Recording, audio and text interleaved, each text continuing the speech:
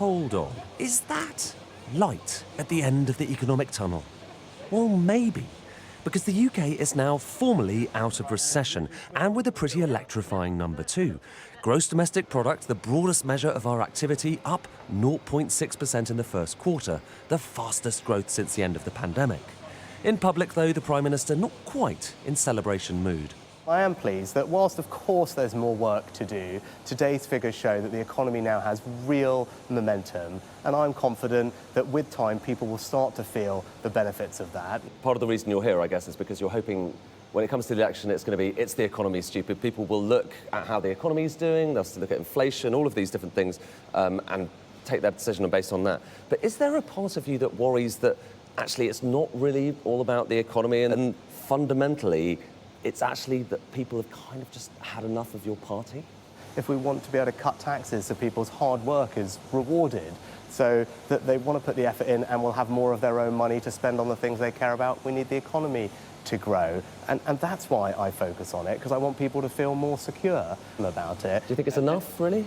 So look, that will be a question for the voters to decide, but I do think a strong economy is the foundation of everything that we want to achieve. People's financial security is incredibly important to them, particularly after the challenges of the last few years. And what I need to do is demonstrate to people that the plans we've put in place are working, and we haven't got to this point by accident.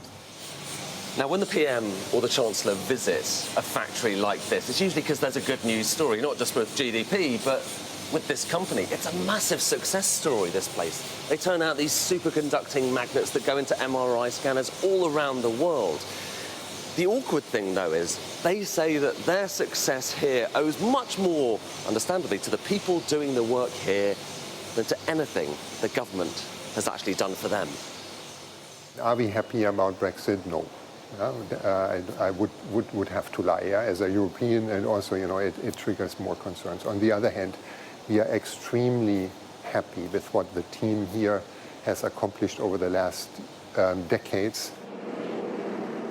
Out on the high street, the feel-good factor hasn't yet returned, certainly not in this hair salon in London. I think the inflation is still sky high, and business rates being so high almost like make it impossible for small entrepreneurs to borrow more money and expand their enterprises. So I'm glad that the numbers are looking good. I hope at some point they do reflect into reality. For the Shadow Chancellor, today's numbers not enough to change the bigger story. Since Rishi Sunak became Prime Minister, the economy is still £300 worse off per person in the country. So these numbers today are not deserving of the victory lap that Rishi Sunak and Jeremy Hunt seem to want to go on.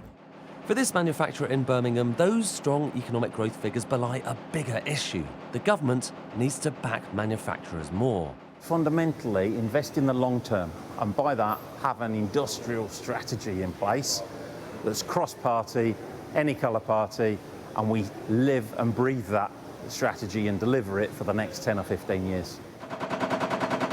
But the UK's shortest, shallowest recession is over. The big question now, what about the feel-good factor? And what about that election? Ed Conway, Sky News.